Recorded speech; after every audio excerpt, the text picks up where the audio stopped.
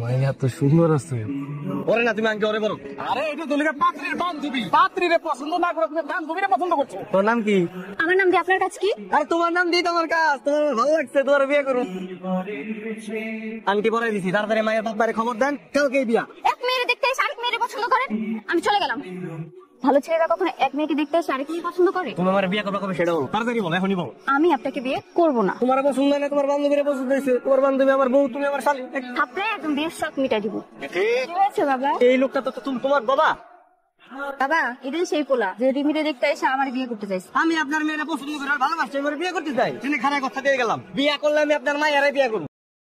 আগে বিয়ে ভাঙবো, তারপর দেখবো যাওয়ার।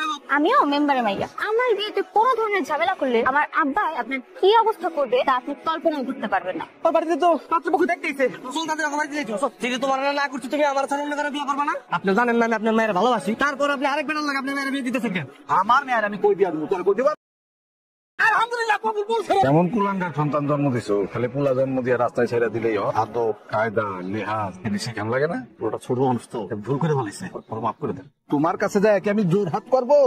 যেটা বললাম সেটা করো, তাহলে পুলিশ ডাইকাই না তোমার পোলারে কিন্তু পুলিশে ধরে। মেয়ে জাতি করে আমি আজকে থেকে ঘৃণা করি। আমি জীবনে আর কোনো মেয়ে জাতির কাছে যাবো না। আব্বা আম্মা আমার তোমরা মাফ করে দাও। আমি ওয়াদা করলাম আজকে থেকে আমি কোনো মেয়ের পিছে ঘুরবো না, আমি ওয়াদা করলাম। ওই জায়গায় থেকে ওরে যাইতে হবে, আমার চোখে শুনতে যাইতে হবে। একটাবার আমার কথা শোনো। ওরে যাইতে কবি নাকি আমি দাদা মুগা তোরাই থাক, আমি কেন? কি ব্যাপার মা, তুমি আমাকে বাড়িতে আমার সাগরকে আপনার ঝামেলা করছো? না চাচি, আমি এমনিতেই আসছি। আসলে সেদিন গ্রামবাসীর সবার সামনে শুধুমাত্র আমার জন্যই আপনাদের এত বড় অপমানিত হতে হয়েছে। আমি আপনাদের কাছে মাফ চাইতে এসেছি। যা হওয়ার হয়ে গেছে, তোমার মাপ চাওয়া লাগবে না। আমার ছেলেটা তো খারাপ না, গ্রামবাসী মিলে যে সিদ্ধান্ত নিচ্ছে কিরকম ঘুমাই নিতে হইব। আমি তো আপনাদের মেয়ের মতো, আমাকে একটু মেয়ে মনে করে মাফ করে দেওয়া যায় না? ওরে বিরক্ত করলাম আমি, জোর করে বিয়ে করলাম আমি, আর আমার লেগে তোমরা এত কিছু। আমি না দুধ দিয়ে কষ্ট করে শপথ করলাম যে এই মেয়ের কাছে আমি জীবনে যাবো না। কি এমন জরুরি কথা বলবা যে আমার টাকার জন্য মানুষ পাঠাই?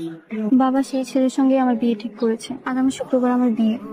আচ্ছা ভালো তো, মানে কি বিয়ের দাওয়াত দিতে আসছো না নাকি? তোমার আমি যে উল্টাপাল্টা কথা বলছি তার জন্য ওই টাকা নুনের ছিটা দিতে হয়েছে? আমি তোমাকে বিয়ে করতে চাই। সেদিন রেল লাইনে তো কবুল বলে অর্ধেক বিয়ে করে ফেলেছো।